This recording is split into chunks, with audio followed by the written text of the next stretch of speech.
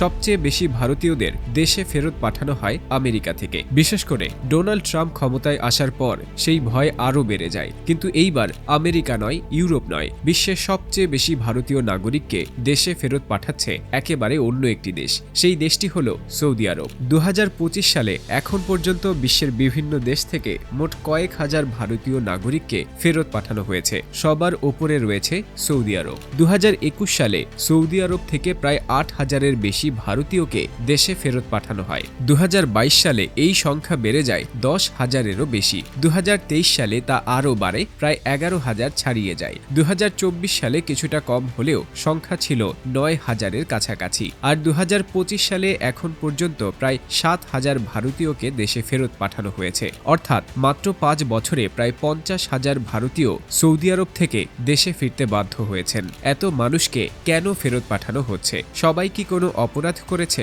আসলে বাস্তবতা একটু আলাদা। বেশিরভাগ ক্ষেত্রেই দেখা গেছে মানুষ বড় কোনো অপরাধ করেনি, বরং কিছু সাধারণ কিন্তু গুরুত্বপূর্ণ নিয়ম না মানার কারণেই এই বিপদে পড়তে হয়েছে। অনেকের ভিসা বা আকামার মেয়াদ শেষ হয়ে গেছে, কিন্তু তারা সেটা সময় মতো নবায়ন করেননি। আবার কেউ কেউ এক কোম্পানির ভিসায় গিয়ে অন্য জায়গায় কাজ করছেন, যা সৌদি আরবে কঠোরভাবে নিষিদ্ধ।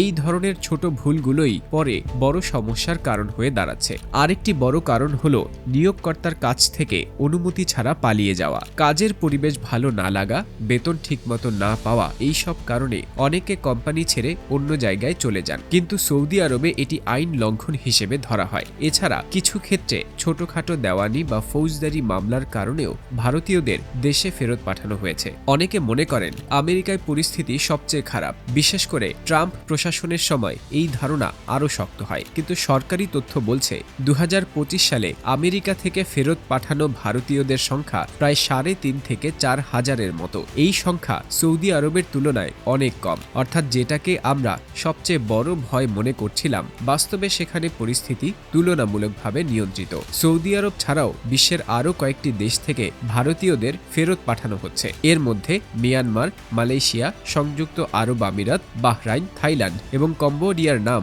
উঠে এসেছে। এই দেশগুলো মিলিয়ে প্রায় 1,500-এর বেশি ভারতীয় নাগরিককে দেশে ফেরত পাঠানো হয়েছে।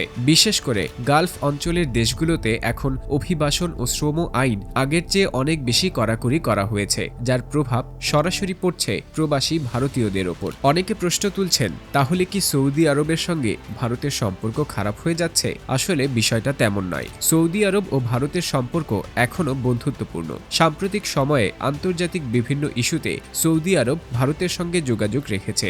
ভারত পাকিস্তান উত্তেজনার সময়ও সৌদি আরব আলোচনার মাধ্যমে সমস্যার সমাধানের কথা বলেছিল। যদিও পাকিস্তানের সঙ্গে সৌদির একটি প্রতিরক্ষা চুক্তি নিয়ে কিছু আলোচনা হয়েছিল, পরে সৌদি আরব স্পষ্ট করে জানায় যে সেই চুক্তির লক্ষ্য ভারত নয়। অর্থাৎ ভারতীয়দের ফেরত পাঠানোর বিষয়টি পুরোপুরি আইনগত, রাজনৈতিক নয়। এই পুরো ঘটনা থেকে সাধারণ মানুষের জন্য সবচেয়ে বড় শিক্ষা হলো বিদেশে কাজ করতে গেলে নিয়ম মেনে চলা খুবই জরুরি। ভিসা, আকামা, কাজের অনুমতি, এই সব কিছুর দিকে সব সময় নজর রাখতে হবে। অনেক সময় আমরা ভাবি কিছু হবে না, কিন্তু বাস্তবে সেই ছোট অবহেলাই বড় বিপদের কারণ হয়ে দাঁড়ায়। একবার যদি কাউকে ডিপোর্ট করা হয়, তাহলে ভবিষ্যতে সেই দেশে আবার কাজ করতে যাওয়া প্রায় অসম্ভব হয়ে পড়ে। তাই আপনি বা আপনার পরিবারের কেউ যদি বিদেশে কাজ করার পরিকল্পনা করেন, তাহলে এই বিষয়গুলো অবশ্যই মাথায় রাখুন।